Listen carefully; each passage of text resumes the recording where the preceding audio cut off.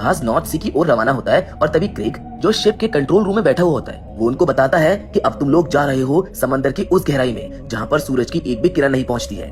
वहाँ पर बस अंधेरा होगा, ठंड होगी और एक अलग ही दुनिया होगी जिसे पहचानने में भी वक्त लगेगा। जिसके बाद वो अपनी बात को पूरा करते हुए एक जरूरी चेतावनी भी देता है। वो बोलता है कि सबसे इम्पोर्टेंट बात ये याद रखना कि तुम लोगों को बिना डिकम्प्रेशन किए सीधा ऊपर नहीं आना है। अगर ऐसा करोगे तो तुम्हारे शरीर के अंदर के सारे ऑर्गन्स फट जाएंगे। जिसके बाद क्रेग अपनी बात को खत्म करके अपना माइक बंद कर देता है। वो मजाकिया अंदाज में डंकन से पूछता है, तुझे समझ में आ गया ना डंकन? और डंकन भी हंसते हुए कहता है, चल ज्यादा बकवास मत कर। असल में डंकन और क्रेग पुराने दोस्त हैं। वो दोनों उम्र में भी बराबर हैं और सालों से साथ काम करते आए हैं, इसलिए उन दोनों में हंसी मजाक चलता रहता है। इसके बाद हम उस कंटेनर में डेव को देखते हैं जो अकेले ही एक्सरसाइज कर रहा होता है, लेकिन तब तक डिनर का टाइम हो जाता है, इसलिए डंकन उसको बुलाता है। डिनर के दौरान डंकन अपनी पुरानी बातें शेयर करता है। वो कहता है कि पहले जब हम ये काम करते थे तो बस थोड़ी समझदारी और थोड़ा रम का जुगाड़ काफी था। अब तो मशीनों का जमाना आ गया है और आजकल के नए लड़के तो हर प्रोटोकॉल को ऐसे फॉलो करते हैं जैसे किताब से पढ़कर आए हों। जिसके बाद वो कहता है, वैसे मेरे पुराने सारे साथी काम छोड़ चुके हैं, अब तो बस मैं ही आखिरी बचा हूँ और ऐसा लगता है जैसे कंपनियां मुझको बाहर का रास्ता दिखाना चाहती है। ये सुनकर क्रिस और डेव हैरान रह जाते हैं। उसे पूछते हैं कि आखिर कंपनी ऐसा क्यों करना चाहती है, जिस पर डंकन थोड़ा उदास होकर बताता है, कंपनी को लगता है कि मैंने 20 साल काम कर लिया है और अब बस बहुत हुआ, ये मेरी आखिरी रोटेशन है, शायद इसके बाद मैं फिर कभी यहाँ पर नहीं आऊंगा। जिस पर डंकन आगे बोलता है कि मैं अभी 10 साल और काम कर सकता हूँ। क्रिस को डंकन की बात सुनकर बुरा लगता है। वो कहता है कि तुम्हें ऊपर बात करनी चाहिए और जो तुम्हारा मन करे वही करना चाहिए। तभी डेव बोलता है, देखो जैसे टेक्नोलॉजी बढ़ रही है मुझको लगता है अगले 10 साल में सब कुछ ऑटोमेटिक हो जाएगा, इंसानों की शायद जरूरत ही नहीं पड़ेगी। जिसके बाद ये सब अपने अपने बिस्तर में जाकर सो जाते हैं। दिन बीतने लगते हैं। क्रिस अपना समय काटने के लिए अपनी मंगेतर की पुरानी वीडियोस देखता है और जब वो लोग मंजिल के करीब होते हैं तभी जोरदार तूफान और बारिश शुरू हो जाती है। लेकिन जैसे ही जहाज अपने तय स्थान पर पहुंचता है, डायनामिक पोजीशनिंग सिस्टम की मदद से उसे एकदम स्थिर कर दिया जाता है, यानी अपना जहाज आगे खिसकेगा न पीछे, चाहे जितना भी तूफान आ जाए। इसके बाद नीचे जाने की तैयारी शुरू हो जाती है। क्रेग टीम ए को 1 घंटे पहले अलर्ट करता है, जबकि वही डंकन भी क्रिस और डेव से कहता है कि अपना अपना सूट पहन लो और हाँ, चाकू, कंपास और फ्लिपर्स लेना मत भूलना। इसके बाद तीनों एक एक करके डाइव बेल में जाते हैं। दोस्तों, ये डाइव बेल एक मजबूत और पूरी तरह से बंद ढांचा होता है, एक तरह का छोटा केबल जिसमें अंदर बैठे लोग सुरक्षित रहते हैं और इसे समुद्र की गहराई में भेजा जाता है। अब कंटेनर से तीनों डाइवर्स धीरे धीरे सीढ़ियों के सहारे डाइव बेल में चढ़ते हैं। फिर इस बेल को जहाज से बाहर खिसकाया जाता है। जहाज अभी समंदर की सतह पर होता है, लेकिन इस बेल को एक मोटी स्टील केबल की मदद से करीब 300 फीट नीचे समंदर की गहराई में उतारा जाता है। हालांकि बेल अभी भी पूरी तरह से नीचे नहीं पहुंचती है, वो समंदर की सतह और जहाज के बीच झूल रही होती है। इस कारण बेल में झटके लगने लगते हैं, जिससे क्रिस थोड़ा घबरा जाता है। ये देखकर डंकन चौंकता है और पूछता है कि क्या बात है, तुम्हें पहले इसका अनुभव नहीं है क्या? जिस पर क्रिस कुछ नहीं कहता है और फिर जैसे ही क्रेग ऊपर से ऑर्डर देता है, डंकन सबसे पहले डेव को हेलमेट पहनाकर बेल से बाहर भेजता है। यह हेलमेट बहुत हाईटेक होता है, इसमें ऑक्सीजन सप्लाई, लाइट्स और कम्युनिकेशन सिस्टम तक मौजूद होते हैं और क्योंकि डाइवर्स को नीचे लगातार 5-6 घंटे काम करना होता है तो उन्हें अडल्ट डाइपर्स भी पहनाए जाते हैं और साथ ही में एक मजबूत मोटी वायर उनके सूट से जोड़ी जाती है, जिसे एम्बिलिकल कहा जाता है। मतलब एम्बिलिकल ही एकमात्र सहारा होता है जिससे डाइवर्स को ऊपर से ऑक्सीजन, लाइट और कम्युनिकेशन मिलता है। इसके बिना गहरे समंदर की तेज धाराएं किसी को भी बहा सकती है। अब बेल से नीचे डेव को मैनिफोल्ड यानी पाइपलाइन का जो जोड़ होता है उसके पास भेजा जाता है। डंकन को अंदर ही रुकने को कहा जाता है। डंकन का काम है ऊपर क्रेग को वायरलेस से अपडेट देना। जैसे ही डेव बेल से बाहर आता है, वो देखता है कि नीचे चारों ओर अंधेरा है। हेलमेट की लाइट जल रही है, लेकिन फिर भी उसे पास में मौजूद क्रिस तक दिखाई नहीं दे रहा है। अंधेरा इतना घना होता है। फिर ऊपर से एक पावर केबल नीचे फेंकी जाती है, जो मैनिफोल्ड से जोड़ते ही नीचे की सारी लाइट्स ऑन हो जाती है। अब क्रिस और डेव अपने काम में लग जाते हैं। काम बस शुरू हुआ ही था कि ऊपर जहाज का डायनामिक पोजिशनल सिस्टम अचानक से फेल हो जाता है, जिसकी वजह से जहाज धीरे धीरे सरकने लगता है। अब इस सिचुएशन को भांपते ही ऊपर से तुरंत ऑर्डर आता है कि सभी डाइवर्स तुरंत बेल में वापस लौटो। डेव तेजी से ऊपर आता है और मैनिफोल्ड के टॉप तक पहुंच जाता है, लेकिन क्रिस नीचे ही फंस जाता है क्योंकि वो अंदर घुसकर काम कर रहा होता है। डेव उसको चिल्लाकर ऊपर आने को कहता है, जहाँ क्रिस भी तेजी से ऊपर चढ़ता है और जैसे तैसे वो मैनिफोल्ड के ऊपर पहुंच जाता है। लेकिन जैसे ही जब वो बेल के ऊपर चढ़ने की कोशिश करता है तो उसका एम्बिलिकल मैनिफोल्ड में उलझ जाता है। क्रिस को घबराहट होने लगती है। ऊपर जहाज हिल रहा होता है और इधर बेल हिल रही होती है। उसे डर लग रहा होता है कि कहीं वो यहीं पर फंसा ना रह जाए और अब तो इतना समय भी नहीं है कि वो नीचे वापस जाकर उस एम्बिलिकल वायर को छुड़ा सके।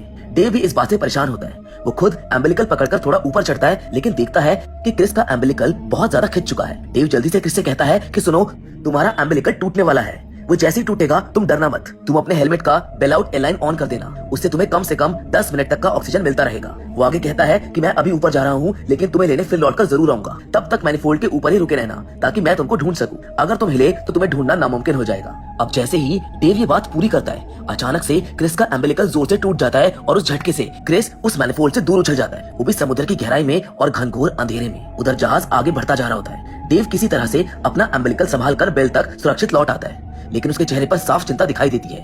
वो लगातार यही सोच रहा होता है कि कहीं क्रिस को कुछ हो ना गया हो। डंकन तुरंत ऊपर क्रेग को पूरी घटना बताता है कि क्रिस का अम्बिलिकल मैनिफोल्ड में उलझ गया था और वो वहीं नीचे फंसा रह गया है। क्रेग तुरंत ऑर्डर देता है कि जहाज को एंकर डालकर वहीं रोक दिया जाए ताकि क्रिस को ढूंढा जा सके। लेकिन उसी वक्त उसकी टीम का एक मेंबर कहता है कि सर, इस जगह बहुत घनी गैस पाइपलाइंस बिछी हुई हैं। अगर हमने एंकर डाला तो पाइपलाइंस को नुकसान हो सकता है और नुकसान करोड़ों का होगा। अब क्रेग असमंजस में पड़ जाता है। एक तरफ अपने साथी की जान, दूसरी ओर कंपनी का भारी नुकसान, उधर दूसरी ओर बेचारा क्रिस जो अभी भी मैनिफोल्ड पर अटका हुआ है। बड़ी मुश्किल से अपनी फ्लेयर लाइट जलाता है और दोबारा मैनिफोल्ड के ऊपर चढ़ने की कोशिश करता है, पर अब उसकी हालत बिगड़ती जा रही थी। ऑक्सीजन खत्म होने को है। वो जाल के जैसे नेट को पकड़कर ऊपर चढ़ता है और अब उसके पास और कोई रास्ता नहीं बचा है। उसी दौरान क्रेग की टीम का एक मेंबर कहता है कि मैं डायनामिक पोजीशनिंग सिस्टम को मैनुअली ठीक कर सकता हूं, जिस पर क्रेग कहता है कि तुरंत शुरू करो। उधर बेल में डंकन डेव से कहता है कि तुम्हें पता है, ऐसा ही एक हादसा पहले भी हो चुका है। एक डाइवर का टखना टूट गया था और उसकी लाश कभी नहीं मिली। कंपनी ने कुछ दिन तलाश की, फिर फालतू खर्च समझकर सर्च बंद कर दिया। क्या मिला उसकी बीवी को?